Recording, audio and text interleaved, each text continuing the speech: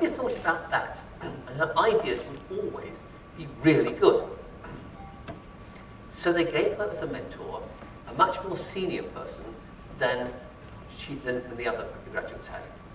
And they specifically chose this other woman who was a middle to senior executive who was very positively and effectively assertive. And after 6 months, we had to stop it because the mouse had become a tigress. And she had gone from totally passive to very, very shy to being utterly aggressive. And it all came to a head one day in the staff restaurant when in front of 200 other people, some male executive said something to her, and she gave him a tongue lashing at 110 decibels in front of all of these people. This was a career-challenging move. Obviously something had gone seriously, seriously wrong. So what do you think had gone wrong? How had she gone from being one extreme to this other equally or even more dysfunctional extreme? By pushing it up too far, okay. What else had gone wrong then? How had the mentor created this monster? Nobody gave her feedback. Timely. Nobody gave her timely feedback, yeah. So it was done in isolation, yeah. Well, sorry? No, she was copying. She was certainly, yes, what she was doing, she was copying the behaviours, but without any understanding of the context or without any judgment about how to use them. And what the mentor had failed to do was to give her the broader picture. But these are times when you use this behaviour, this is how strongly you can come on in this situation, this is how strongly you can come on in that situation. All she'd got was the behaviour, but none of the understanding, the judgment, the wisdom that surrounded the experience that the other person had got. The mentor, the senior executive, knew that she could use her authority, and knew when to be aggressive and when not. But the mentee didn't. And so, but there's a responsibility on both parties. There's a responsibility on the coach or the mentor to actually recognise that when you're helping somebody to change a behaviour, you really do need for them to understand what the bigger picture of that behaviour is and how it fits in to the real world, how to use it with sensitivity and judgment. But equally, there's a responsibility on the part of the mentee or the coachee to think through, what am I taking here? How can I apply this to my situation or the situations that face me in ways that fit my personality and my experience and make it appropriate to me? And so much of what we see this behaviour with children in schools. You know, children use each other as role models, and you use older children and you copy the behaviour of older children, but it's very often inappropriate. And you know, it's a bit like the first time that as a parent you hear your child swearing, and you think, oh my goodness, are they copying me? Of course, never. But you know, it's that kind of thing. So, how are we influencing them? You know, it's being proactive as a role model is really important. And thinking about ourselves as a role model. What am I a role model for? What is the other person, whether it's a child or whether it's a mentee or a coachee, what are they actually learning from me? And how am I making sure that learning is appropriate? You know, so much of this is subtle and unconscious. You know, and the learning that happens, that our children do for us and that we do from our children is very often not obvious. And yet, if we think about it, you know, we can actually make it, we can be much more powerful, much more effective, much more positive. I mean, by and large, of course, when children learn good things, they tend to learn them from their mothers, and when they learn to misbehave, they tend to learn from their fathers. Have you noticed that? It's usually the father's fault when anything they do that they learn that's naughty or wrong. They tend to be taking after their fathers. There does seem to be a certain amount of truth in that. There's also, you may have heard the phrase also that insanity is hereditary. Yeah? You catch it from your children. You have to think about it. Okay. There's another aspect to this being a role model now. Supposing, does anybody play golf? Yeah, okay. Are you any good? Are you any good? No, okay. Would you value a lesson from Tiger Woods? Okay, why would you not value a lesson from Tiger Woods? It's too advanced. Okay, yeah. And yet, very often when we think about, who do I want, who can my role model be in something? We choose somebody who's brilliant at it. Yeah. And maybe that's not the right answer. When I do this exercise that we've just done with a group of people who work together, particularly senior managers, one of the first things that people say is, you've put that down as a weakness. I didn't think that was a weakness. I thought that was one of your strengths. And what's happening here is that because we are aware that something isn't a strength for us, that we're not really naturally, innately good at something, we tend to focus on it, we tend to think about it, and we tend to create what we would call coping strategies, ways of getting by. And they're very good, these, by and large. Most of us, very few of us are brilliant at more than a few things. For most things, we have to have coping strategies.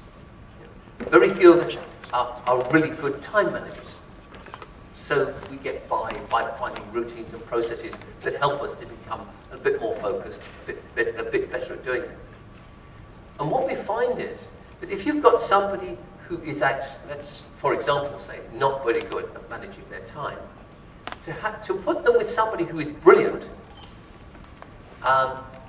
doesn't necessarily work. Because the person who is brilliant at something, for whom it's a natural skill, that person actually struggles to empathize with somebody for whom it's very difficult. So the moment that we have somebody that we can work with who has had to work hard at developing their competence in an area, that person can empathize with us, and we can empathize with them. And so the process is one of somebody who has developed their coping strategies can share them with us and help us develop our coping strategies. So the things that you put down as your weak areas, the things that somebody shouldn't use you as a role model for, those are the things which you can very often be most helpful to them, because you've had to think about those things yourself. So you're aware, your awareness of those things is much higher, much greater than it is perhaps the things you do really well. Does that make sense? Does it make you feel good? Yeah. So your weaknesses actually can be the things that you can be very often, of the greatest help to somebody else in. Exactly the opposite of what you might think.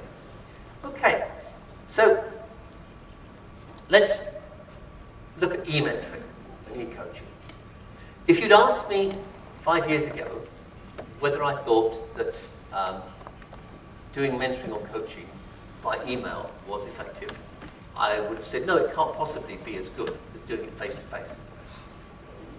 What we've learned, we've got our next book coming out in the fall. It's going to be called Virtual Coach, Virtual Mentor. It's my 50th book. And what we've done is quite a lot of research into does it work? And the answer is yes, it does. It's not the same as face-to-face mentoring or coaching. It's different, but it's just as effective in its own way. And some of the things here, essentially, if you've got somebody who you're sitting face-to-face to somebody, you'll find that you get distracted by their body language. You find, you get into the flow of a conversation. You don't actually, sometimes the conversation, as it should, has a life of its own. But it means that you miss things that are said. You might go, that's an interesting word. I wonder why, or a phrase. I wonder why they use that phrase. But the conversation moves on, and you don't have time to go back to that, and then it's forgotten.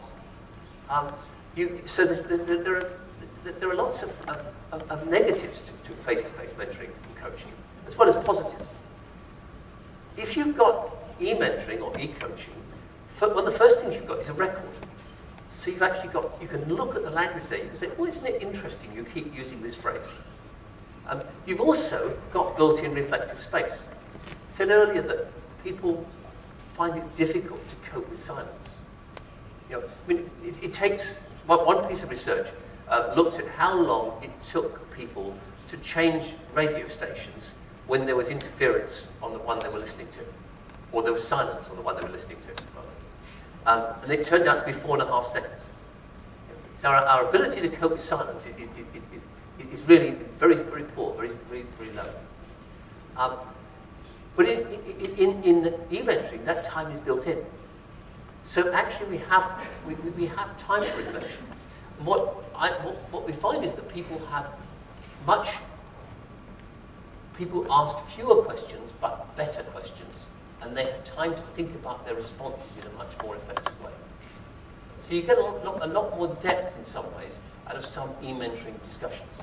One of my e-mentoring e-mentees has a particular process. She would have a conversation, or she would have a pre-conversation. What she'd do, she'd stick a chair in front of her, and she'd put a pillow on the chair. And then she'd talk to the pillow. And having had that conversation with the pillow, then she'd do her email to me. And she told me, you know, you always ask me questions the pillow didn't. And I think, you know, it's part of the process. It's good that she can do that.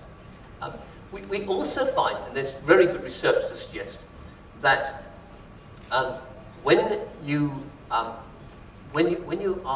doing mentoring or coaching by email, there is much less hang-up about power and authority. You know, the hierarchy, one person being more important than the other, it doesn't matter.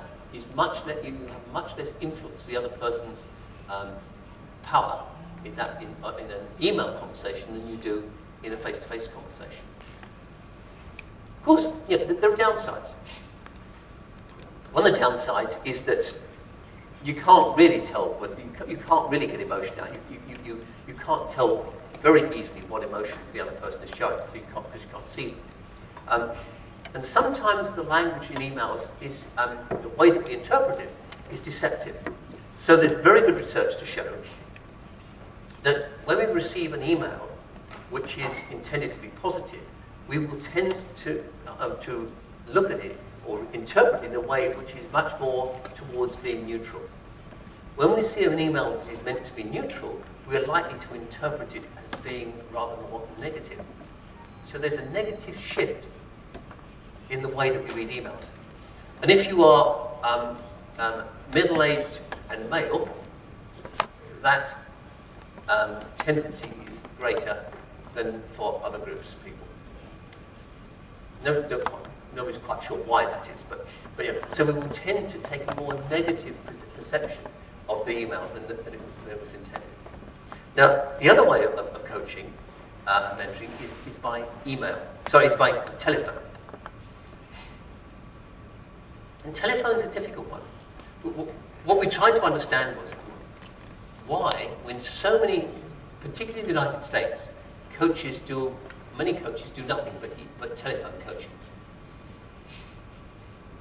And is it as effective? Well, probably not, seems to be the answer. If you are a very, very good coach, you can make it work. You can actually use the silence on a telephone conversation to good effect. But you have to be a very, very good coach to do that. And the majority of coaches aren't good enough to do it. And we find that the main reason that telephone coaching is so popular in the States is because you can pack a lot of coaching sessions into one day. But the very fact, that somebody at the other end doesn't know whether you're still there or you've died, unless you do heavy breathing, of course, it makes the conversation much shallower, and it tends to make it much shorter as well. So that's why in telephone coaching is rarely more than 45 minutes. It's because people find it very difficult to concentrate without being able to see you, or to have a real sense of your presence. So we've got a variety of medium. What we actually find is that many of the most effective coaching relationships and mentoring relationships are ones that are mixed media. Sometimes you're face-to-face, sometimes you're telephone, sometimes you're doing it by email. But you've got all of these options ready for you. So I think we cover most of the things there. The other big advantage, of course, of e-coaching and e-mentoring is that whereas if it's face-to-face, you've got to wait till you actually meet. With e-coaching and e-mentoring, you can actually get to the person as and when they want you. And that's a big plus. Okay. Some of the things you need to do, you do need to prepare, just as you would prepare for any other kind of mentoring or coaching. You do need to emphasize what is this conversation about so that you get real clarity. So the mentee's got to, or the coachee's got to explain why they want to be helped and how they want to be helped.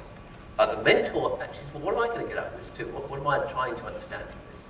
The netiquette, you don't, if you put things into capitals, it will be seen as shouting.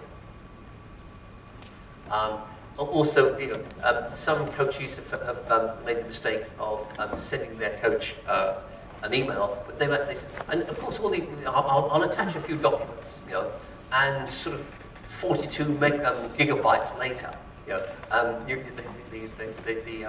they send all this stuff, and the coach obviously isn't going to read all this stuff. And you do need, whereas you get visual checks where you can see that the person is understanding you and that they're on the same wavelength as you are with face-to-face. With e-mentoring, you do need to check from time to time, are we interpreting the words in the same way? It's so easy, particularly when we're doing this across borders, for people to be interpreting words in a completely different way. Even within the same language, it can be difficult. We had an example recently where the coachee was talking about somebody getting better, and it was assumed that this meant that they were improving in health, but actually they meant they were improving in their skills in the task. But it wasn't obvious until somebody checked the meaning. I find within the United States and the UK that the language that people use, very often the same words can have totally different, in some cases opposite meanings. So, for example, a friend who was kept going to the United States for the meetings of an international organisation, and every time she went, she took with her a big issue that she wanted to discuss, and she said, "Now, I really need to put this on the table." And so I said, "Great," and then carried on and ignored it. And this happened 2 times. On the 3rd time, she got angry and she started banging the table and said, "Look, I put this on the table 3 times now. Why are you not discussing it?" And then it turned out that in American English, putting it on the table means to park it. In English, it means we need to deal with it now. Completely different. Similarly, I was working with an American organisation, and it put out the same employee opinion survey to all countries around the world.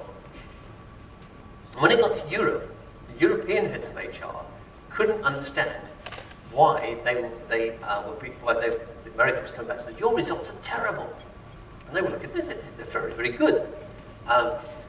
In fact, they're better than yours in the States." And there was complete confusion over this. So I was called in to try and work out what was going wrong. And it was all to do with the language. And it had things in it like this. It would have do you feel challenged by your work? And all the Americans would say, "Yeah." And all the Brits and most Europeans would say, "No, I'm coping perfectly well, thank you." Yeah, completely the opposite interpretation of the word challenge. And so we have to be very careful with e-mentoring that we are interpreting in the same way. Okay. Yeah. I'm going to move on to some of the work that we've been doing over the last 3 years, which is looking at the quality of coaches, the effectiveness of coaches. And the problem here is that, in general, people can wave a piece of paper around and say, I've done a coaching qualification. And until very recently, there's almost no indication of, well, how do you compare one qualification with another? And it's still very difficult to do so. If a course has been accredited by the EMCC across Europe, then at least you know that the person has been through a program that meets a base level. But that's about all that you can do. You can say, and it is a very basic level. It doesn't tell you, but the person that's in front of you, the coach that's there, that says, "I am a brilliant coach." Are they really brilliant? Or are they just average? Or are they, in fact, as we found in a few cases, lethal? And so you can't rely on a piece of paper. Even with some of the major, some of the corporations and schools that have produced coaching, if you go, a qualification 5 years ago or 10 years ago is actually worth less than one now because the standards have risen. So what does it mean? Very little in many cases. We also found that there are lots of organisations that say, "I have a pool of coaches, and I'm going to, my coaches will. These are all great coaches, so we'll do the coaching for your company."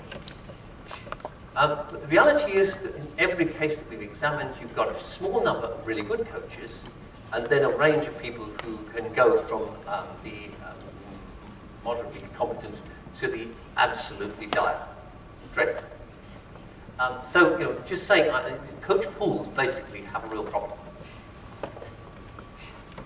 We've also learned that the coachee, the client in an organisation, is not a reliable source of evidence. And the reason we've been able to do this, when we've been doing coach assessment centres, we have the evidence from the trained observers, and then we've matched it against the evidence, the feedback from the coachees in real place. And what we find from that is that somebody that has never been exposed to good coaching, who is a naive client, will actually be quite positive about it because the first time somebody's listened to them, and it feels good. It's just sort of massaging of the ego a little.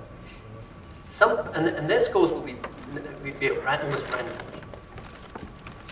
Somebody who's experienced really good coaching in the past will tend to be within a couple of points of the assessors. Somebody who is also a trained coach will tend to be within 1 point of the assessors. So the more naive you are as a client, the less likely you are to know whether or not you've received good coaching. And I think this last point here, unless somebody's really developing themselves in coaching, it's very easy to fall behind the crest of the wave. What expects of a really good coach now is moving all the time. And an extent that any coach that isn't investing a significant amount of time in their own development, their own professional development as a coach, is likely, you don't stand still. You fall behind very, very quickly. So it's about reading, it's about taking more qualifications, etc., but you need to keep up. It's a fast-growing, fast-evolving field. So this is the assessment centre is created to do all these things. We really want to seek to get an all-round picture of whether the coaches were competent. We wanted to have something that was consistent, so you can compare coaches from one source to another, one school to another. We found that organisations that do this actually now get approached. They've actually reduced the number of people that approach them because it's only the best coaches or mostly the best coaches that approach them because basically the others know that they shouldn't bother. We also find that in those companies that have invested in this way, that you now begin to educate people across the board about what good coaching should look like, and so they're much better clients, if you like, much better coachees. Where people get their coaches from in the past, all over the place. We say here, the man in the bar. But I know a friend who can do a little bit of coaching. Or you're doing a training course here. Can you do some coaching as well? It's all those kinds of things. People came from random places. And sometimes we had people saying, "Oh yes, I've been coaching this one individual for 5 years." And you say, "You've been coaching this person for 5 years, and what have you achieved in that 5 years?" If you haven't achieved what you need to within at most a year, you have to ask, what is this person doing as a coach? There is no value there.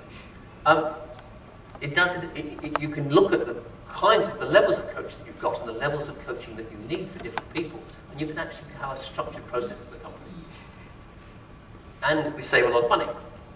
not allowed to tell you how much money, but it's a lot of noise on the money that you save from just looking at the coaches you're using, rationalizing it, and actually going for people who are world class, as opposed to a brand who could be anything.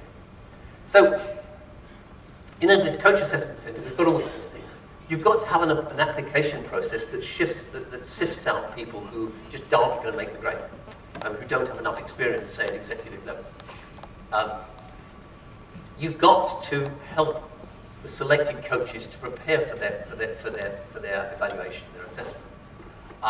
And the elements we have a psychological interview. What we want to know is this person psychologically fit to do the role? So what's their motivation for coaching? One of the things that we find, for example, is a lot of people end up in coaching and professional mentoring, as they're doing counselling, who have what we would call Diana syndrome. Now, I don't know if you've come across Diana syndrome, but it's based upon Princess Diana. And it basically describes somebody who goes around the world trying to do good to other people in order to stop thinking about his or her own problems. Now, the problem is that you can try and not think about your problems, but they're always at the back of your mind. So what happens is they see the issues that somebody else presents through the filter of their own issues, and they are really dangerous. I used to be one of the many people in the UK who used to carry a little card in their wallet that said, "If I get knocked down by a bus and taken to hospital unconscious, please don't let me be visited by Princess Di." Fortunately, I never was either. But the psychological interview is an important part of the whole process. Is this person psychologically fitted to being a coach? Then the panel interview. What we want to know is, does this person will they fit with this organisation, firstly? Do they have a clear philosophy of coaching? Do they actually, how do they use supervision? One person, basically, we asked them about their boundary issues. And this person said, I've done 4,000 hours of coaching. Oh, great, so tell us about some of the issues that you've met where you've come up against a boundary, where you've had to think about the ethical implications of what you're doing. Well, I don't think I've ever done that. Now, that's somebody you shoot out of the water immediately, because I would expect that for most of you, you would expect to meet a boundary issue of some kind every 5 to 10 hours of coaching, quite probably. Certainly, certainly every 20 hours of coaching. So for somebody to say that they've done 4,000 hours of coaching and never met a boundary issue means that they are blissfully unaware of where they're treading, and actually quite dangerous. Then the real play, we take real executives and we give the coach the opportunity to go to work with them and do some coaching and be observed against a template, a very accurate template. We are always within 1.5 points to the assessors of this, 1.5 points of each other in terms of how we see the person. Then you get reflections by the coachee. So how did the coachee experience? Reflections by the coach, which are fascinating. The effective coaches have a very accurate reflection of what went on in the conversation. The ineffective coaches haven't got a clue. And then you've got to give feedback to the coach about what they did, whether they, because that's an ethical thing that one should do. How effective were they or not? And so we talk about the things that they did really well and the things that they did really poorly. Some of the critical questions, how do we ensure the appropriate level of applicants? So that's about the marketing of it. How do you go out and invite people, the right people to apply? What do you do with the people that you've got in the organisation? Maybe you've got a senior executive who's really attached to their coach. Maybe they've been using this coach for a long time, and you've shown that this coach is actually useless. How do you tell the executive that the person you've been using, actually, they're a waste of money, and you shouldn't be spending the money on this person? That's a tough political one. Can you do it in-house as much as possible? How can you do it in-house? How do you manage the politics, like the attachment for people? How do you communicate this to the outside world? Those are some of the things. And the things that they fail, we've talked about managing boundaries. Use of supervision, we find that the effective coaches are very clear and can give really good examples about how they use their supervisor. We find that they also have a very strong track record in what they're doing currently to develop their competence as a coach. They have a real idea of where they need to be better over the next 12 months. Do they have a commercial awareness? Can they actually link what they're doing and the role that they're going to play with the critical issues of the business? Have they actually bothered to look at the business, to understand the business? Their personal philosophy, can they describe their own concept of what coaching is in a coherent way? Are they over-reliant on mechanistic models? I mean, one character, who I think I should remember forever. This guy comes in and he's got an executive that he's dealing with. And the executive clearly has concerns, worries on his mind. But the coach corrals him in the end to agree a specific goal. So they then start to work on this goal. And after about 15 minutes, the client says, actually, I'd like to stop for a moment. You see, my real issue, says the client, is that I don't have a sense of purpose in my life. And the coach says, that's really interesting. That's fascinating. If only we had time to deal with that. But let's get back to the subject. This guy didn't get very far. The mechanistic grinding through a process is one of the things that we would look out for immediately, and which we see very, very frequently. And you have to have this sort of eclectic approach, this ability to be able to bring in lots of different kinds of philosophies, lots of different techniques, lots of approaches, so that you're not doing this to somebody, you're doing it with them. You're finding the right tool for the right person at the right time. And the interesting thing that we find is that most effective coaches grow out of grow very quickly. And they develop their own philosophy, which they might incorporate bits of grow into it, that's fine, but they are not a coach who coaches with grow. They're not a coach who coaches with transactional analysis or any other philosophy. They become more eclectic. They have a broad portfolio they can draw upon, which enables them to respond to the real needs of the client, as opposed to trying to make the client's needs fit the methodology that they've been taught. And this is a big difference between the effective and ineffective coaches. And what we found was the most effective coaches, the ones who were really good, was they exhibited various characteristics which are very difficult to measure.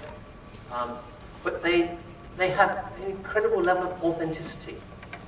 You feel that this person is genuine and really interested in the client. They have a gravitas to them, a sense of quiet authority. If you're sitting in the room observing these coaches at work, with the really effective ones, they are all very quiet in their speech and the way that they talk to people. There's a calmness, there's a stillness in the room, and yet there's an electric atmosphere. The room is alive with energy, but it's quiet energy. Then you get the poor coaches. And, it's so hard as an observer to stay awake very often. Because these guys, they act in exactly the opposite way. They suck all the energy out of the room and out of the client. And in the end, you're glad it's only 45 minutes because you don't think you can stand another minute more of being in the room with this person. And very often we have to do remedial work with the clients. So in 3 cases out of nearly 70 sessions we had in last year, one bank, we had people who were so dangerous in what they did with the client. So we had one person who was casting around, didn't really know where she was going, and she kept changing tack and trying a different technique every 2 or 3 minutes. And at one point, she started asking the client about her relationships with her mother. And it clearly became clear that this was an area of particular emotional problem for that client. And so, immediately seeing that the client was worried by that, she switched and went to another tack, leaving the poor client in a very dangerous and exposed place. So we had to work with the client afterwards. It's that kind of thing. We want to identify this kind of thing as early as possible. And the last thing here, just having too narrow a portfolio, I think I've really covered that. But it is important to be able to say, I draw for my coaching practice on all sorts of areas of knowledge. And you don't have to be expert at them. You have to be able to translate and take bits that are going to be able to work for you. So Gestalt therapy has some wonderful techniques. Ontological coaching has some great ideas and techniques. Transaction analysis does too. There's probably 50 different disciplines out there you can draw upon, which can be really helpful for you in terms of making your coaching more effective. And the more that you have of these, the more effective, and the more effectively you can bring those into your philosophy and your broad approach, the more effective you will be as a coach. Okay, what did I do with it? Put it down to others. Thank you. Okay. Some of the lessons we've learned from our coach assessment centres is you shouldn't overpromise on the amount of feedback. You can end up doing weeks and weeks of feedback to the coaches.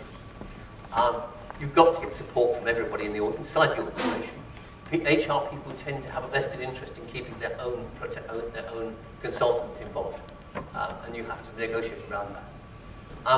We've talked about the safety volunteers, how you make sure that you look after them. We found that when we did the last one of these with the bank, we invited all of the professional associations, all the significant ones, to send observers and take part. And what we got was endorsement of them of the process. So all of them in the process have got this and have said that this works for them and is a good, powerful process. And the calibration, constantly throughout the whole process, you have to check, are we actually measuring consistently all the way through? And those are things, the critical things that we learn. And these are the kind of things, we've got rid of lots of dangerous and poor coaches. In most of the organisations we've done these assessment centres, 70% plus of the coaches they were using were either poor, mediocre, or dangerous. That one, yeah, they were bad coaches. This is quite horrendous. But once you've been through this process, you've got a consistent measure of quality. HR has confidence in the process. Line managers have confidence in HR as well. We found that the fees that people were charging were ridiculous in their spread. There was some of the fees. Some people were charging £200 an hour. Some people were charging £3,000 an hour. There was no correlation at all between fees and quality. None whatsoever. What we were therefore able to do was actually to look at what is the reasonable fee for paying somebody for coaching people at specific bands. And because you know that you can get good people for those levels. So I'm afraid the guys at £3,000 a session don't work there anymore. Because they only if they're prepared to come in at the level the organisation is prepared to pay. Whereas some of the guys who were really good, who were charging too little, are actually getting more, but that's okay. It's good for the organisation. We've basically, because when you get good coaches, they don't need as many coaching sessions. You're saving money there. Coaching has suddenly become something that is much better recognised, and the demand for coaching has actually increased. So the organisation may well be spending more on coaching, but interestingly, they're starting to look at now how do we provide more of that internally. The people who provide coach pools, most of them had to go back to the drawing board and actually look at their coaches. Most of them had just taken people on as coaches. They'd given them a couple of interviews, and they'd say, "Oh, you'll do." Now they're actually having to really think about, when we're putting someone forward, this person manages our reputation. Are they really good enough to be representing us? And so what it's done is to raise the bar. It's made people, certainly in the UK where we've done most of these, it's started to raise the bar of what is an effective coach. So it's actually improving the quality of the profession as a whole. So getting towards the end here, it's just some of the themes that I thought would be interesting to pick up on. We talked about sponsorship versus developmental mentoring. It's clear that developmental mentoring is increasingly replacing sponsorship mentoring, even in the United States. But equally, what we're seeing is hybrids appearing in places like Southeast Asia. We're seeing people like organizations like British American Tobacco, for example, where coaching and mentoring are seen as two pillars of development, particularly for the talent pool. Where we see that the talent organizations are now looking at their talent pool and thinking, how do we actually decide who is talented and who isn't? Up till now, the processes that people have been using to identify talent have been very, very flawed. And now we're actually using coaching and mentoring together as ways of being more effective in identifying talent. Yeah, I mean, it probably won't surprise you, or probably won't surprise some of you, that the evidence, well, most organizations rely on the identification of talent by the boss saying, that this person who reports to me, I think this person's talented, therefore they should go forward into the talent pool. That's or the appraisal of your boss is the primary selection criteria. The evidence tells us that that actually is utterly, totally flawed. Indeed, evidence using 360-degree feedback shows us that it's your direct reports who actually are the better judges of somebody's leadership potential. That your peers have a sort of a neutral impact, neutral ability to predict it, and there is a negative correlation between the boss's opinion and whether somebody really has leadership potential. And that's largely because bosses assume that people are talented if they think that person is like them. So if somebody is different from them, they will see them as less talented than they should be. So we actually got a situation here where our organisations are developing talent, the wrong people as talent. And what happens, of course, is people who are really talented, who are not selected for the talent pool, go and work somewhere else. So actually what you're doing is creating an exodus of real talent. And it's one of the reasons why why women find it so difficult to climb up the tree in organisations, for example, is because they're not recognised as talented when they should, when they're actually more talented than people who are being promoted. So there are real issues here. The creating reflective space, I think, is something organisations are now starting to think about. How do we develop these times to think? Can we change the culture so that when somebody's sitting there thinking, though it isn't assumed that they're not doing any work, and that you don't get somebody coming on, oh, you haven't got anything to do, here's some more work. That's not too helpful. So we're perceiving this, that coaching and mentoring are very powerful ways of helping organisations and people develop the habit of reflection. One of the things that I do with top teams is help them to build reflective space into their meetings. So when they've got a difficult subject to deal with, we say to them, okay, the person who's chairing the meeting will tell everybody that they are not to say anything for the first 5 minutes. They're going to use that 5 minutes as thinking time. And in those 5 minutes of thinking time, they're going to write their answers down to 3 fundamental questions. What do I want to say about this topic? What do I want to hear other people say about this topic? And what do I want to achieve from the conversation? And everybody is meant to think about these issues. And after 5 minutes, the chairperson says, okay, let's go around the table. One by one, you read out what you've written. And then, at the end of that, the discussion starts. And what we find is, firstly, the discussions are much shorter. Secondly, we find that the amount of respect that people show to their colleagues around the table is much higher. Thirdly, we find that if somebody has a dissenting view or a different view, other people make sure that that is expressed. So they go and they ask them, now, are you happy with what's being said because your perception was, or your intention was? And so they get drawn in. Fourthly, we define that the decisions that are made are much clearer. And also the accountabilities related to those decisions are much clearer, and the decisions are less likely to be remade in the corridor later. And when the conversation appears to be ended, the person in the chair goes around and says, did you hear what you wanted to hear? Did you say what you wanted to say? Did you achieve what you wanted to achieve from this discussion? And if somebody says, well, no, then you can continue. If everybody says yes, you know that you've actually had a really effective dialogue. And this is just one of the many ways in which we help organizations, help people to build time to think into their conversations, into their daily routines. And it's something that I think coaching and mentoring have a unique power to do, is to encourage the habit of quiet reflection, about thinking about things that you do. I realise this, that countries with large seacoasts have more opportunity for diving and so forth, but there's a process that divers use. It's a very simple thing. Whenever you get into difficulties, frequent points you do, there are 4 things that you do. You stop. You breathe. You think, and then you act. Stop, breathe, think, act.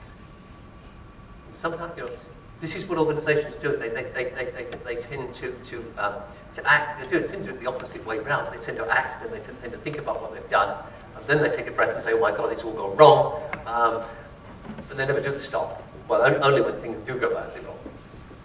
So what the habit of stop, think, stop, breathe, think, act is, I think, a powerful thing. We need to build that in to our individual behaviours and also to our organisational behaviours.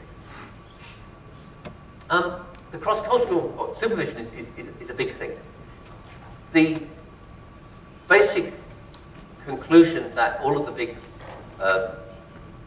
coaching professional bodies come to is that anybody who is a coach in a professional capacity should have supervision.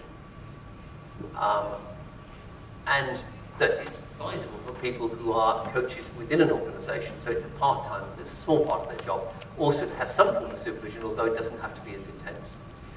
Precisely what the rules around this are going to be, we don't know yet. There's still negotiation and deliberation.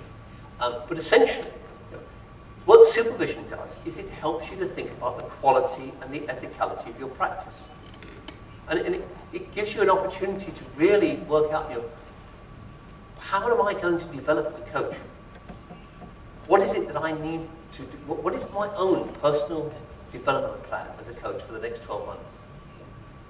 So how am I going to be a better coach in 12 months' time than I am now? And what am I going to do to take myself there? And I'm not going to ask you personally, but if you haven't got a plan that actually says for yourself, that says, this is how I will be a better coach in 12 months' time, please let me urge you to do that. To think about your personal development plan. Because it's such a critical thing. And having a supervisor to talk it over with is fundamental. Because the supervisor is not just a coach to the coach. I think that's one of the ICF has this idea of you're master coaches. And it's okay up to a point. But it isn't about a more experienced coach mentoring a less experienced coach. You actually need somebody who can seriously question your practice. And that's an extra set of skills. So what's certainly from my own view is that all coach supervisors need to be properly trained and accredited in the role. And they have to have, there's a whole set of skills that you need in order to be able to do that role effectively. If you just want to start, there's a couple of people who've written very good books on supervision. One is Peter Hawkins and Nick Smith together, and the other one is Julie Hay. And both have written very insightful books about the nature of supervision. And in our assessment centres, what we find is one of the distinguishing factors between effective and ineffective coaches is the effective coaches have a real understanding of how supervision adds to their practice. The ineffective coaches see supervision as something that is a box you've got to tick. That's not acceptable anymore. And then the cross-cultural mentoring, well, the EMCC is about to launch, we hope, a program so that people who are coaches or mentors in one country can be mentored by somebody in another, or mentored by somebody in another country, which will give quite, I hope, quite a strong an ability to actually solidify across Europe good practice and exchange good practice between countries. But we're finding a rapid increase in organisations that actually want to have coaching between people from different cultures because of the richness and the diversity that creates. And certainly diversity mentoring as a whole, I think I talked about the Cabinet Office in the UK having reverse mentoring. There are lots of other organisations where mentoring is solely there. The primary objective is to enable organisations to take advantage of the great diversity of talent that's there, and to break through the glass ceilings. It can be incredibly difficult. A colleague of mine found herself to be the only woman in the top 50 of people within a Swiss organisation. And when she queried this, she'd only been HR director, and she'd arrived, she'd been there for a couple of weeks, and at the board meeting, she said, there doesn't seem to be much diversity here, does there? And the response back from one of the directors, only half in jest, was, I don't know what you mean, of course we're diverse. We have men from all over Zurich. And I think a lot of organisations have this perception of diversity. What's the problem? But the reality is you don't have this ability to use people from all the different backgrounds and cultures. Then you have real issues. You're not using the resources available to you. And some of the things that come up here, there's very good work from a guy called David Thomas in the States, at Harvard, who's looked at, among other things, at mentoring, but also at the career paths of people from black communities and people from the majority white community. What he's found is that there's a completely different career trajectory for somebody who's a black manager to a white manager. And the white manager's career trajectory sort of goes up like that, sort of 45-degree angle. The black manager's career goes up in a much shallower angle to begin with. But as they get over all the adversities, as they prove themselves, as they get through to a certain level, then they're perceived as real talent, and a lot of money and effort is put behind them. Their career trajectory actually overtakes their white colleagues. So being aware of the different trajectories is actually quite an important thing.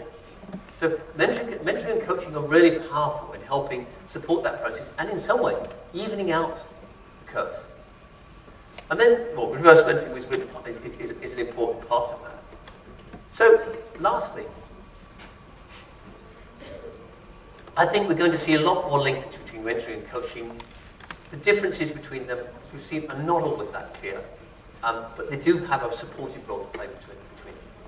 I think the benefits for the organisation, for the coach and the coachee, or the mentor and the mentee, this is something that benefits everybody that gets involved with it. The issue of goals, we haven't really talked about goals, but actually one of the things that you'll read in a lot of the coaching textbooks is that you've got to have SMART goals. Now, this is one of those things, one of many things that's written about coaching, which has no evidence behind it whatsoever. It's just somebody's opinion. And the research that we've done says, actually, the smarter the goals that you have, the less effective you are. So if somebody, that may surprise some of you. Let me explain what I mean by that.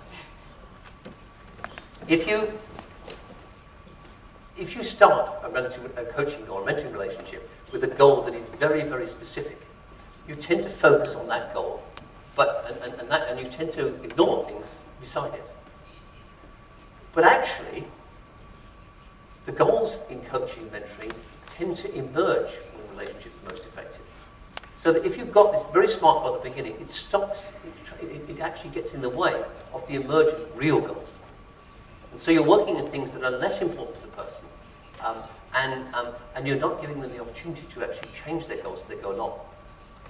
In a large-scale quantitative study that I completed a few years ago, we looked in mentoring at the role of goals there. We measured goal commitment and goal clarity and goal alignment, by which we mean having a broad sense of purpose for the relationship shared between mentor and mentee. And then we compared those with the quality of the relationship, as observed by both mentor and mentee, with behaviors in the relationship, and with 4 types of outcomes. Developmental outcomes, career outcomes, enabling outcomes, like having a development plan, for example, and emotional outcomes, like having greater self-confidence. There was no significant correlation at all between goal clarity and goal commitment and anything. But there was strong correlation between goal alignment and everything. So having a broad sense of purpose is really important. Having really smart goals, very, very fixed goals at the beginning, actually can be counterproductive. And what we found is actually, in many coaching relationships, identifying the goal may be the end point of the relationship. When somebody has worked out what it is that they want, very often they're smart enough to be able to do it and sort it out for themselves. They don't need us to take us to teach them, to help them through the next bit of the journey. But it's working out the goal that is what they need. So it's not black and white, this. There will be occasions when it's a very specific task-focused skill with a short period of time to work on it, that you may wish to be quite specific. But in general, we're dealing with people, with real lives, at a larger scale. We actually want to have, we must be very careful not to make our goals too specific, too sharp. Otherwise, we may be doing more harm than good. Sorry? And the last thing is, this thing about mentoring and coaching skills. There's a piece of research published in a book called Senior Leadership Teams last year. And by a couple of, the four authors, the 2 key ones, Ruth Vladimir and Richard Hackman. And their research, what they did, they looked at 120 businesses around the world. They looked at their top teams, and they wanted to identify which were the top teams that were high performing, and which were mediocre, moderately performing, and which were poor performing. And then they wanted to compare them against various areas. What were the characteristics? What were the things that they did that differentiated those 3 groupings? Well, what they found, they identified high performance and mediocre performance, and so forth, not just by the performance of the business, but by a whole bunch of measures relating to different stakeholders. And then they tried to find, well, what are the things that matter? Well, one of the things that matters to a small extent is how stable the team is and how clear the boundaries are. So who's in the team and who's not.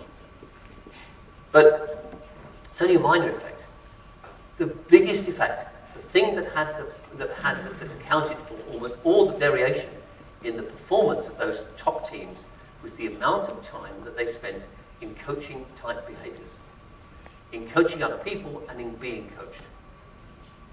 And in the high-performing teams, more than 50% of their time is spent in coaching-style behaviors.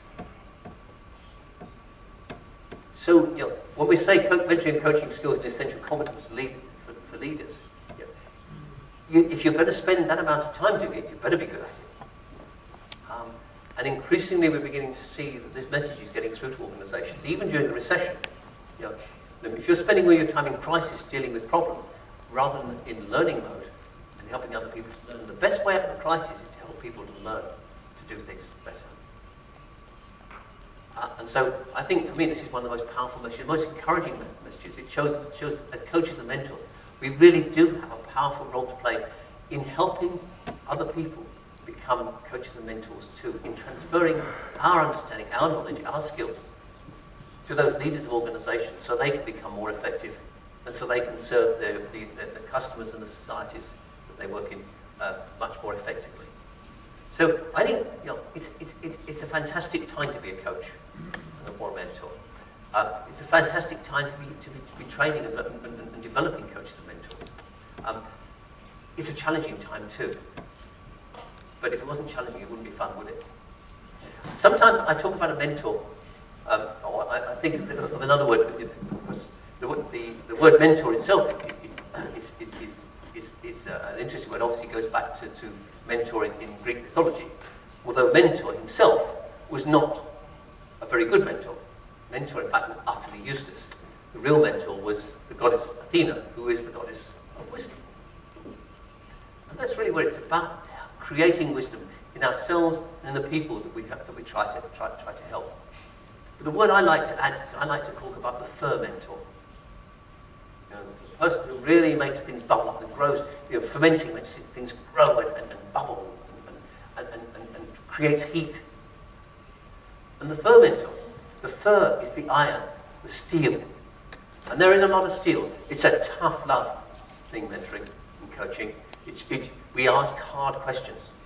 We ask these, you know, the BDQs really make people think.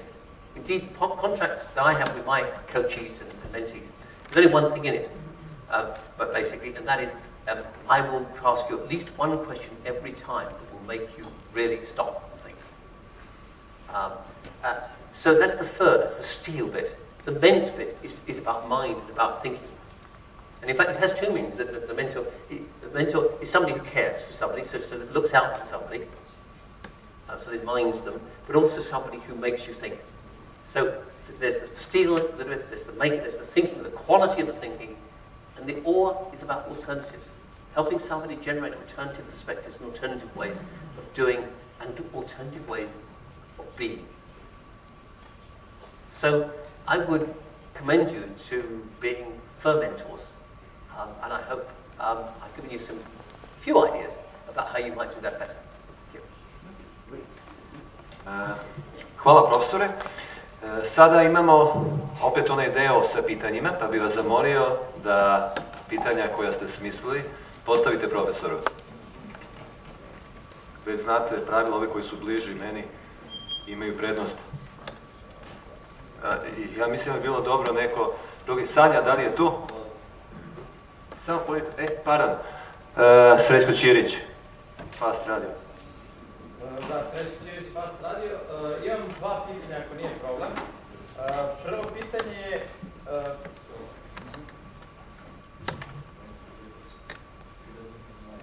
No, okay, I can't, it's fine. Okay, thank you. Yeah, I'll get swap.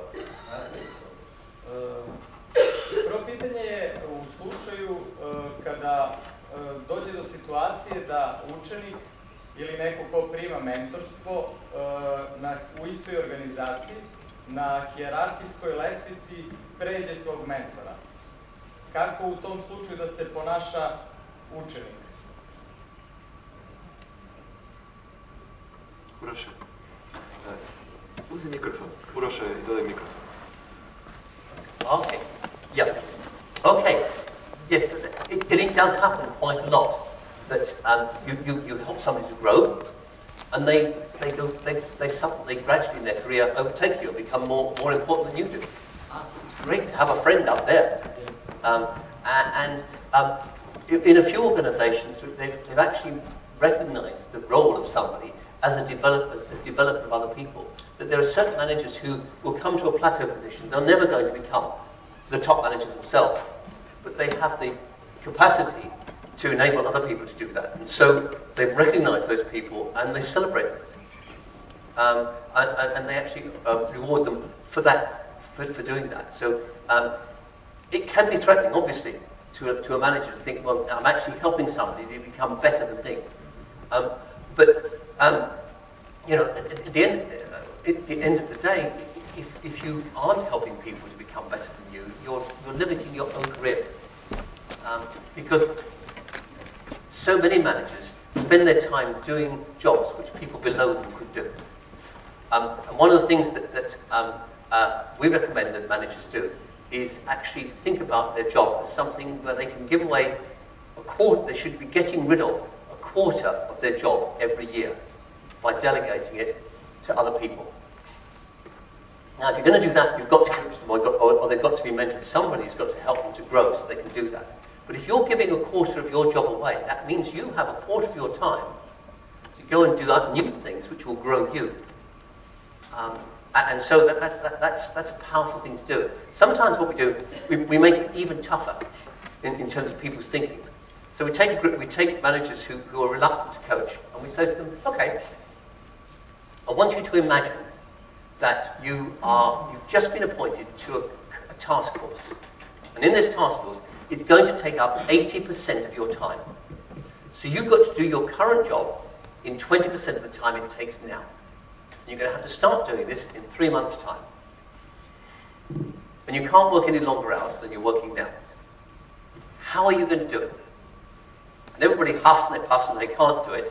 And then we get them to work in 3s and 4s. And they eventually get down. Most people manage to get rid of at least 40% of their job by finding ways they could delegate to other people in their team. And then we say to them, well, if you can do it on paper now, why can't you do it for real? And it's a really powerful exercise to try with managers. Hvala. Ko će sljedeće postaviti pitanje profesoru?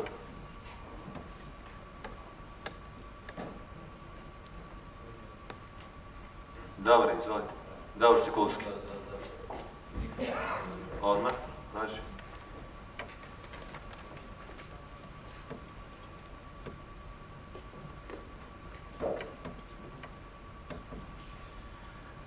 It's about, I don't know, relationship between mentoree or coachee with a mentor or coach. What about, I don't know, emotional bonding like father to son or wife to husband or boyfriend to girlfriend or something like that in a relationship, whatever they are. Is there better if they're close, or do you have any quantitative data about that? Okay, oops, didn't mean to do that. There's just one and some suggestion how to improve that, not to bother you, but to help you in that coaching or mentoring. Okay, yeah. I think being too close in a personal relationship is difficult. My wife sometimes turns around to me and says, "You're not doing that coaching to me, are you?" She's right. You're too close. The comparison is about teaching your daughter to drive. You know, it's never going to be a successful relationship. So I think you have to have that distance away in a relationship. But it can happen that the mentoring relationship becomes almost familial. That you do develop a closeness, and we find that happens more with sponsorship mentoring than it does with developmental mentoring. And partly it's because of the duration, partly it's because of the expectations. But as soon as you introduce power into a relationship, you tend to create dependent type relationships.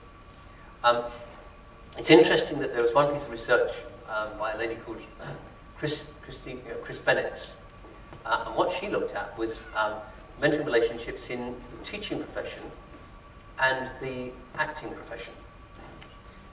And what she found was that cross-gender relationships, so mentoring between men and women in those environments, quite frequently led to much closer relationships. So basically they had affairs, or in some cases got married and so forth. It did lead to very close relationships. And why it should be the case for those two professions and not for other professions, we have no idea. But there seems to be something about those professions where the collegiality became very strong. Now, whether that's a good thing or a bad thing, I think is circumstantial. It depends on the circumstances. So you do not suggest if they're emotionally close to be coached, or do you suggest? I think if you are it depends on the situation. Yeah. If you're mentoring somebody and it's informal, it's within an organisational context, and you get close to each other, I think once you start to have a personal relationship, or certainly a personal physical relationship, you need to break it, because or to say the mentoring stops here. And certainly as a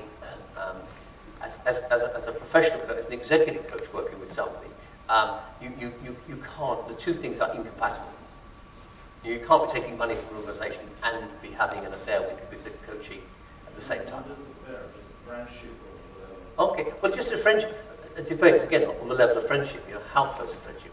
And that's one of the reasons why, as coaches, you shouldn't really have a relationship with somebody for more than a year, because then you overcome that problem. So it's a matter of judgment, I think. You don't really want to get too close in a relationship. I mean, there is a related issue to this, one that comes up quite a lot. Because you as coach and coachee, you find that there's a lot of sharing of quite intimate detail about your lives. That does lead to people connecting at an emotional level automatically. Now, that needs to be managed. I was in a room, there were about 50 coaches a while ago, and we asked them honestly, how many of them had had a situation where they found themselves physically attracted to their coachee. And rather sheepishly, after thinking gradually, almost everybody in the room put up their hands and said that this had been an issue to them at some point. You have to recognize it and you have to deal with it. You have to know when not to cross the boundary.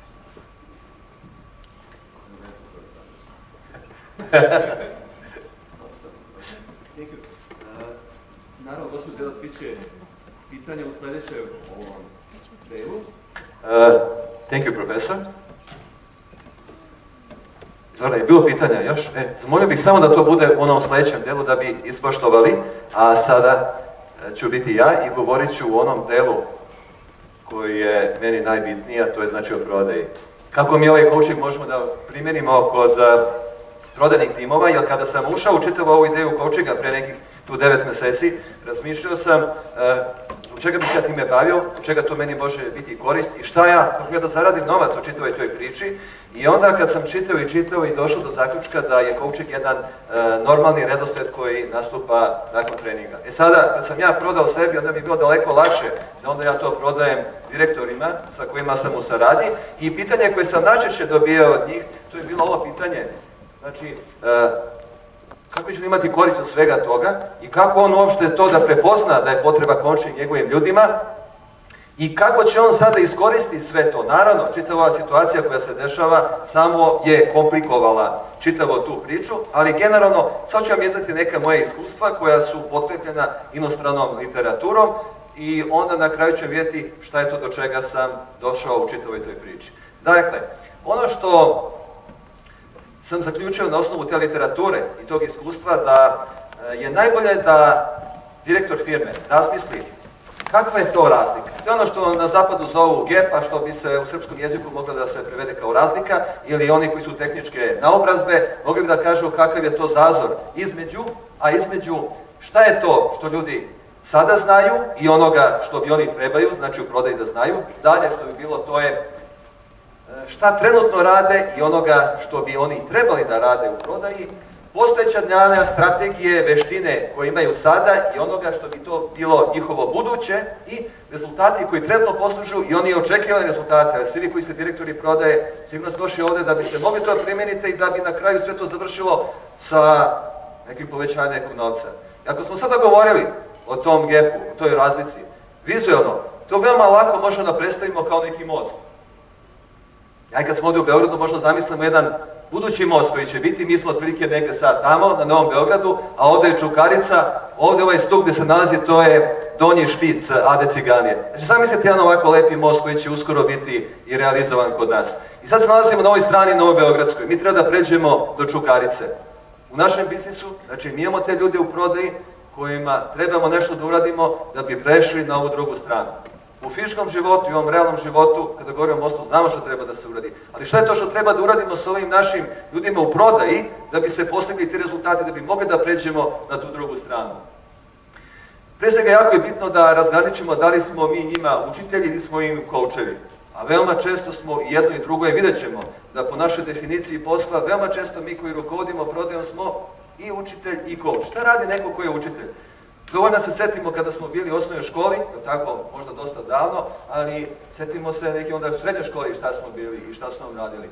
Mi smo po prvi put saznavali neka iskustva od ljudi koji su nam, trebalo bi tako da bude, prenosili najbolju praksu i sve ono što je do tadašnje znanje moglo da funkcioniše. Znači to je ono što radi coach. A danas siguran sam da smo na osnovu profesora Clutterbucka došli do zaključaka šta je to šta radi coach. Znači coach je neko ko nastavio tu čitavu priču, koji također mora da zna koja su naša znanja, koja su naše veštine i koji će onda nam omogućiti da mi dođemo do tih, ono što se zove danas savremenog kapaciteta, daleko veće znanja, daleko veća većina i da neko ko će moći da nas osnaži u čitavoj toj priči.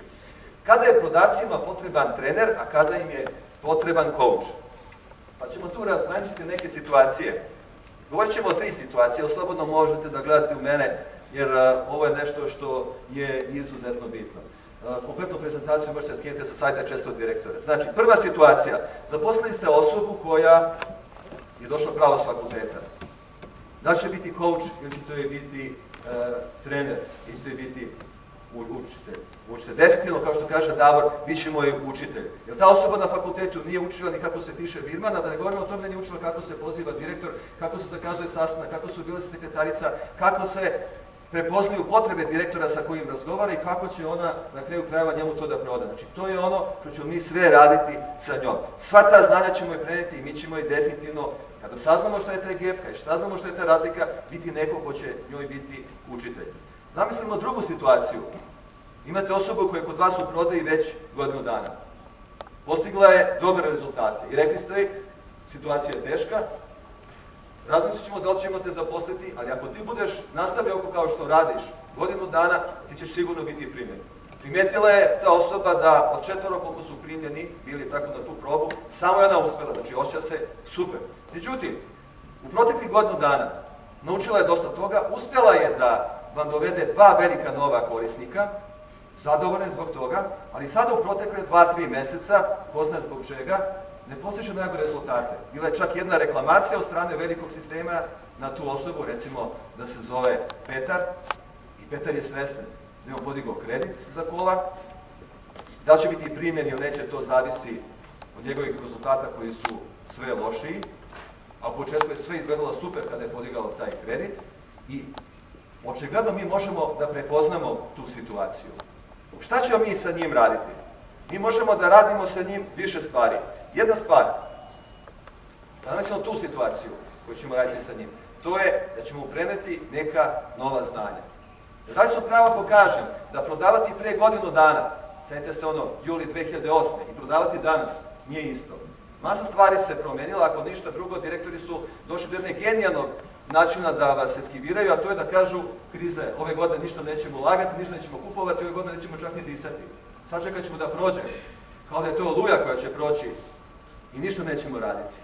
Znači njemu je potrebno da stekne neka nova znanja, naravno, to je ono učenje, da stekne nova znanja kako će on da nađe odgovore u tim situacijama.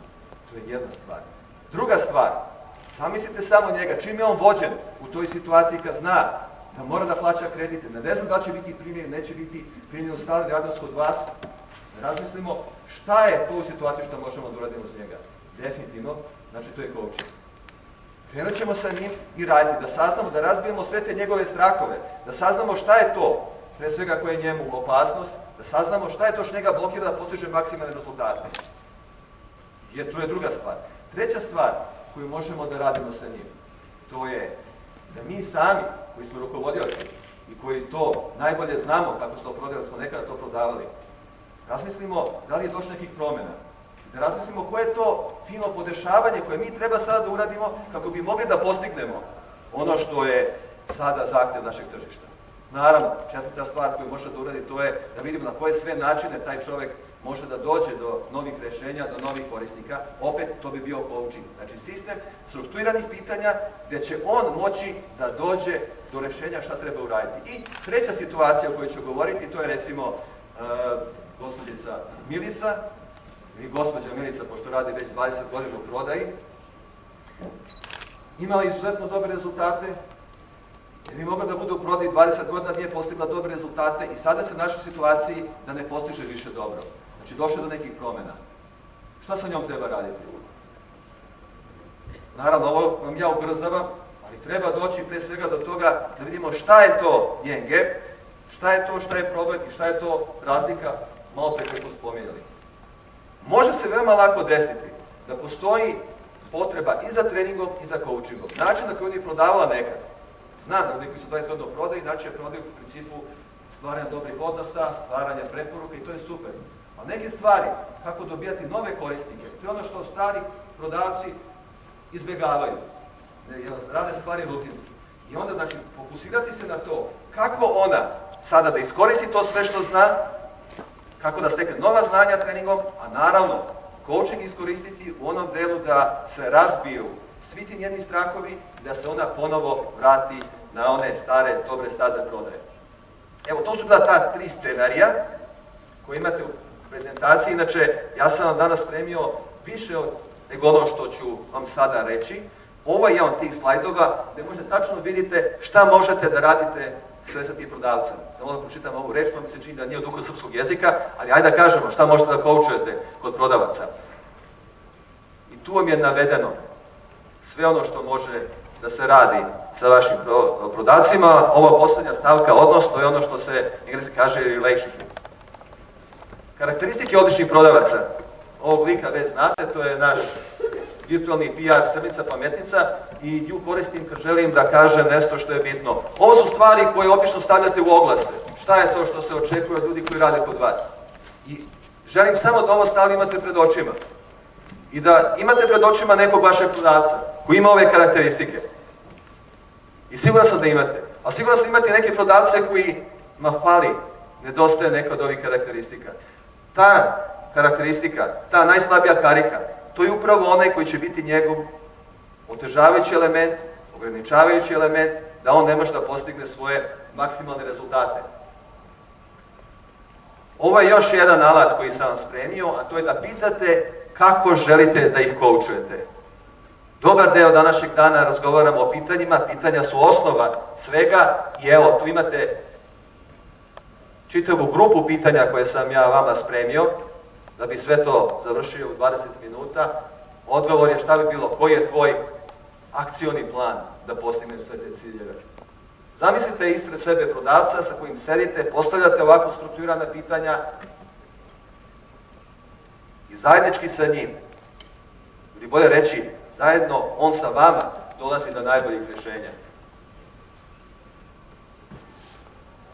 Ponavljam, sve se ovo nalazi na sajtu direktora.com, možete da skinete, stvari su veoma jednostavne.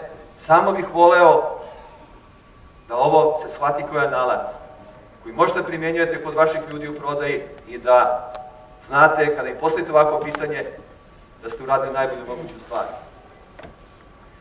Kako ih motivisati kao kriza? To je još jedna stvar na kojoj ću se malo zadržati.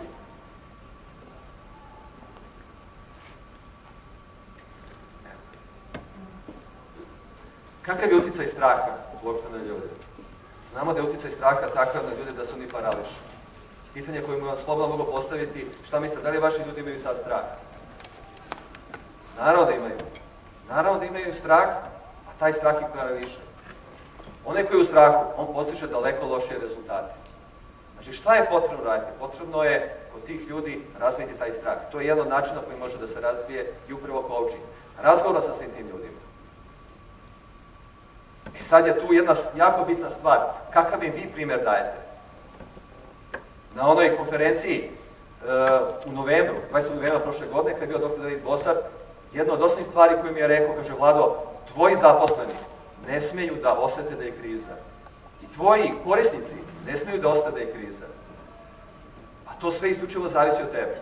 Oni koji rade sa mnom znaju da je moj stav jednostavno da ćemo nemo preživjeti, nego da ćemo uspjeti da se održimo na tržištu. Šta god da se desi. Čime? Na taj način što ćemo raditi pametnije. Ako ne mogu pametnije, radit ću više. Ali definitivno, neprekidno razmišljam i postavljam ono pitanja, kao što je profesor rekao, to je ono pitanje koje ja svakoga dana sebi postavim. Šta je to? Što u ovom trenutku ne radi niko na tržištu. A kada bih ja radio, to bi bilo velika promjena.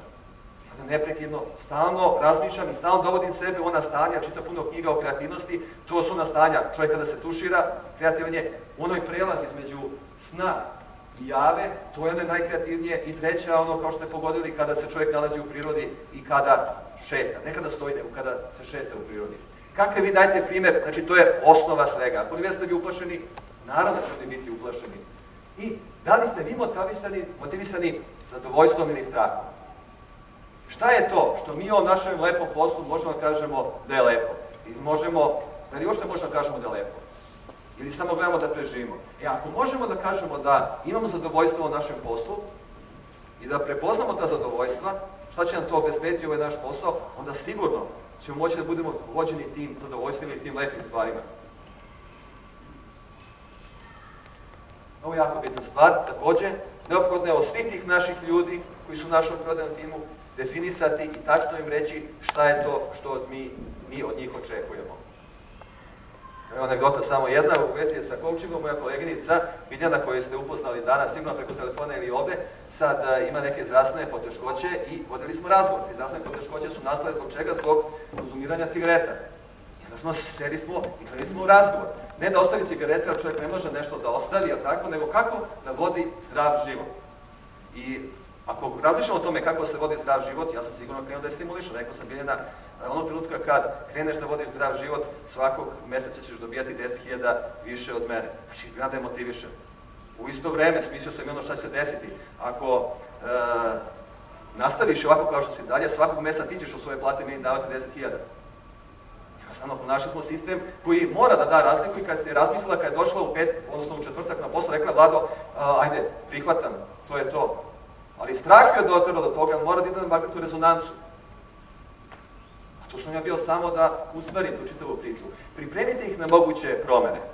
Siguran sam da neprekidno i da im ne govorite, da će biti svesni da će biti ti neki promjena, ali vi ih pripremite na one promjene koje će biti na tržištu, da će morati nešto da se promeni da bi ih ostali uspešniji. Obnovite vaš stav o sigurnom uspjehu prodajnog tima. Vam često me pitaju koleginice moje, Vlado, kako ste sigurni da ćemo mi uspeti? I onda im upravo to govori, zbog čega sam siguran, zbog toga što toliko ljudi znam, toliko ljudi vi znate, toliko puta smo uradili dobru stvar, razvili smo reference u čitavom ovom regionu i sigurno da ćemo uspeti u ovome što je naša namera. Podignite njihov nivo motivacije, podsjećajući ih na njihove snage. Ovo je jedna klasična stvar u coachingu, kada vi čovjeku govorite sve ono uspešno. Mi veoma često zaboravljamo sve ono dobro što mi uspemo da radimo. Doktor Zoran Djelić bi vam rekao tako da svako veče zapišete dve stvari. Prva stvar je šta je to što ste dobro uradili tog dana, druga stvar zahvaljujući koje dobre osobini. I moram da vam otkrijem jednu stvar, ja tu imam u mom reminderu, svako veče me podsjeti i svako veče ja samo ono kliknem da sam ga obrisao. Ali makar, mislim što razmišljam o tome, tih nekoliko sekundi, da ipak nešto znači. A evo, obećavam, svećavam, vi znate nešto obećavam, to i uradim, da ću od danas to krenuti. Pa ću vidjeti dok ću izdržati. Otvorite mogućnost coachinga kao način da se unaprede njihove veštine. Kako polože ruku, da li može se setiti zvukova, da li može da se seti, da evocira čitavu tu situaciju, šta je to što je bilo i onda šta je to što je mogao da uradi. Znači, nisam ja sugerisao, Raša je davao odgovore u kompletnoj toj situaciji. I razmišljajući o tome, jednostavno došao sam do jednog rješenja koje ja nikada u prodaji nisam uradio. A stvar je interesantna da Raša i ja zajednički smo došli do toga. I onda sam ja rekao, Raša, ovo je fenomenalna stvar. Sinoć kad sam razgovarao sa Alešom Lisom, on mi je rekao da se i njemu to veoma često dešava i da je dobra stvar da ne krenu korisnici da nam naplaćuju čitavu tu priču. Ali očigledno, radeći coaching sa nekom osobom, vi razvijate tu osobu, ali i vi itekako se razvijate. I završna reč. Šta je to što bih voleo da usvojite u ovih 20 minuta koji sam govorio? Pre svega, da zapamtite onu priču da postoji definitivno neki gap, za malo da kažemo razlika, i da postoji neki zazor između očekivanja onoga što vaš čovjek radi, planova, svega toga što on sad u ovom trenutku radi, vaši ljudi u prodaji i onoga što će jednoga dana raditi, odnosno što su čitavo očekivanje. To zamislite kao onaj most. I da onda zamislite šta je sve neophodno da se uradi da bi se taj most prevazišao. Zamislite i setite se onih 3 situacije. Situacije kada je neophodan trening, situacije kada je dobar trening i coaching i one ponovo treće situacije kada je opet trening i coaching kod svih tih ljudi. I ono što bih voleo da usvojite, to je jedna definicija. A ona glasi, upravo ovako kao što kaže naš virtualni PR Srmica Pametnica, da ljudi koji su kod vas u prodaji, zahvaljujući treningu, postaju prodavci. A zahvaljujući coachingu, postaju ono što zapadu kaže šampioni prodaje, a mi da budemo onako realni, da kažemo, postaju odlični prodavci. Hvala vam i imamo pauzu sada od 20 minuta.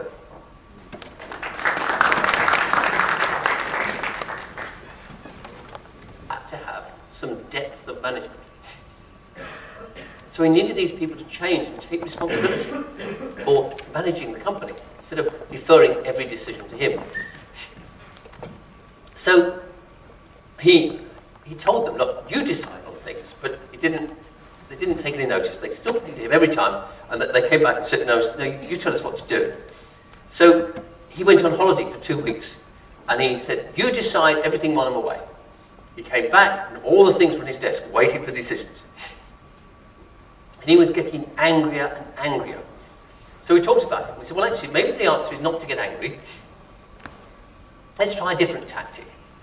So what he did was, when they next came to him with something that they should have sorted out themselves or decided themselves, he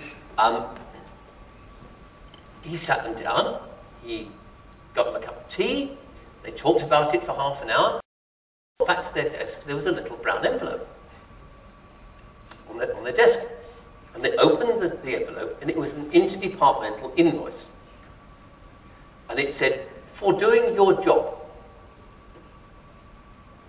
And every time they came and asked him for something that they should have done themselves, they got these little invoices. So it took off so much money from their department for him doing their job. And for two of the three it worked. The third one it didn't. He had to go. But it was just a way of getting across to people that actually things are different. And it's a little bit, it is, as I said earlier, talked earlier about changing the culture of the team. You can't do it with just one person changing. It's got to be everybody changing together. And so, sitting down and talking about how are we going to do things differently, actually inviting the team, instead of telling the team, this is how we're going to do things differently, engaging the team gradually in deciding themselves how we're going to do it differently. Bila je strašna zima, so po drumovima, zbog toga, razumete? Znači, prvo pokazati razloge zašto morate to kupiti, a onda je onaj gospodin koji kasira i koji šprica vaš auto, šta mora pitati? Gospodine, da li ćete danas odabrati i to i to. To je upsell. To je Petrolova akcija. Ako opereš u njihovoj autoprodajnici 3 puta, dobiješ snikerse, 6 puta dobiješ čigumije, 10 puta t-shirt, 20 puta ručnik, peškir, ništa posebno. Ali na neke ljude ima to utjecaj. Možda ne na vas, samo nemojte suditi po sebi. To je velika greška svih koji radimo u marketingu. Kao, flyeri su bez veze, to niko ne čita. Možda su bez veze za vas, možda ih vi ne čitate ili rijetko. Ali u tom trenutku još uvijek su efikasno marketinško sredstvo. Nemojte mi samo reći da nije moguće u vašem poslu upotrebiti neke stvari o kojim sam vam ja danas pričao ili nešto što možete u literaturi pročitati. To sam ja 92. godine u Ameriki. Tamo gdje sam ja študirao, bilo je 6000 stanovnika, mali grad Clemson u Južnoj Karolini i 22 ili 23.000 studenata i 90 različnih crkava. Sve uglavnom katoličke, ovakve ili onakve, ali konkurencija je strašna. Amerikanci to je isto, ili ideš u crkvu A ili B, oni se bore za klijente, ne? I kao što vidite, ako nisi na dobroj lokaciji, ako nemaš najzgodnijeg ili najboljeg sveštenika, ne? Šta? Drive-in Christian Church.